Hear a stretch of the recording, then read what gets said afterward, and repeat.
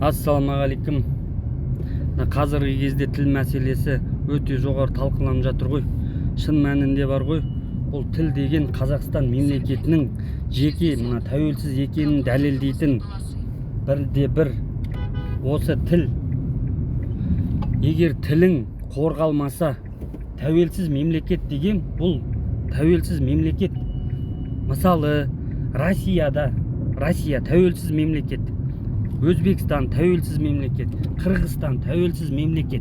Мысалы да, енді қараңыздар, Өзбекстанда барып орысша сөйлей алмайсың. Мысалы да, өзбек бола тұра орысша сөйлетпейді саған. Былайша айтқанда, көтіңді бір ағайрат деп айтуға да болады. Қырғызстанда да дәл солай. Қырғыз бола тұра сен орысша сөйлесең, сенің конкретно орныңа қояды.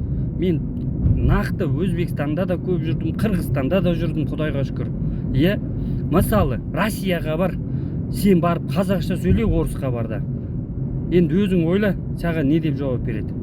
Сонда біз өзіміз жеке мемлекет бола тұра, қазақ тілінде қорғалынбаса қазақ тіліміз. Мынау қандас бауырларымыз қанша көшіп келіп жатқандар бар, орысша білмейді. Мысалы да, олар сонда қалай жұмыс жасайды, қалай күн көреді? Ана біреу отырып, бір әңгімен жіберіп отырса басқа тілде. Сонда қай-қайдағы ит құстардың бәрі кесінде қазақ тіліне келіп, Қазақстанға келіп, өз тілдерінің правасын качать етсін. Мына отырып алған депутаттар бар ғой, мына мұсылмандармен алысып отырған чмо депутаттар, осы тіл мәселесін конкретно шегелемейсіңдер ма? Өтірік көталақ болмайына. Өздерің ойландыршы. Мына тілің құрыса деген масқара емес пе? Тәуелсіз мемлекетің бір бұрышы құлады деген емес пе? Бұлай қарасаң 90% осы тіл мәселесінде ғой. Ана жер мәселесінде де қараңдар, жердің шекарасын бөлген кезде мәселе осы да болды. Қанша нация тұрады сол жақта, қол жинайды. Көп орыс тұрса, сол орыс тұратын аумақ дейді де, сол жақта орыстар алады. Мысалы да, сол үшін қазақ тілін дамыту керек.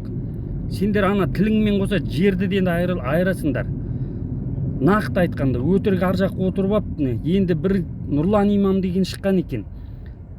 Мына ассалаумағалейкум деп айтпай қой деп. Сен қандай имамсың? Құдай сақтасын, ертең Алланың алдында конкретно жауап бересің ғой. Мына сәлеметсіз бе дейді. Сен қатынсың ба? Қайдан шықтың? Мына әбден звезда болған чмолар шет-шетінен. Құдай сақтасын, еліміз аман, жұртымыз тыныш болсын.